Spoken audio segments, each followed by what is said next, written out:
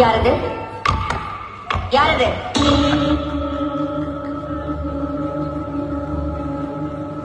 யாரது? நான் சங்கரன் தம்பி. துரோகி! கதவை தர, தர கதவை, கதவை தர! நீ யாரு? நானா? சண்டாளா? என்னையா யாருன்னு கேக்குற? நான் தாண்டா நாகவல்லி. எதுக்காக வந்தேன்? உன்னை கொல்றதுக்கு, உன்னை கொன்னு உன் ரத்தத்தை குடிக்கிறதுக்கு. கதவை தர.